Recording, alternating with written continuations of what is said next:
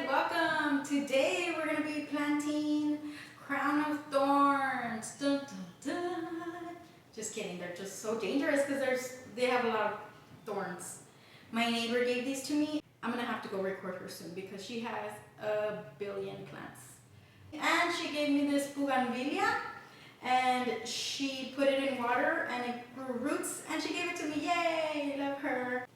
I wanted to plant these outside, but since she had them inside in water, first I'm going to put them in soil for a while and then acclimate them to outside for a little bit and then maybe plant them outside, see if they survive. Alright, let's do this. The best time to propagate the crown of thorns from cuttings is spring and summer when the plant is actively growing. Also, make sure to water mommy plant 2 days prior to cutting. When plant is ready, use clean scissors and cut 3 to 4 inches of new growth from the top part of the mommy plant. Unfortunately, I wasn't able to show you this part as my neighbor cut them and gifted them to me. But I'm cutting the bottom of this one here since it wasn't straight. But I think this was mistake number 1. The next step, which is important, is to lay cuttings on a wet paper towel or newspaper. This promotes cells that turn into roots while we wait a couple of days for the end of the cuttings to callus or dry up. So while I wait for that one to callus, let's plant these 2 that have already dried up. When you do cut the stems or the leaves, they do seep out a latex sap that some may be sensitive to, so it's a good idea to wear gloves. Plus, I don't think you want to be stabbing yourself with the thorns. I'm removing the bottom part of the leaves here, but I later realized that since only 1 inch of the root goes into the soil, I really didn't need to remove any leaves here since the bottom part already didn't have leaves. So this is failure number 2. You can add it to cold water to stop the sap if you want. Alright, let's move on to failure number 3. We're going to fill this pot up with 1/3 perlite and 2/3 cactus soil and mix it in well. I'm filling the pot in 2/3 of the way with the soil and then putting the crown of thorns and then filling it with the soil again. But this is where I probably went wrong. And here's what you actually do. First, fill it to the top of soil and make sure you soak the soil and let water drain out completely.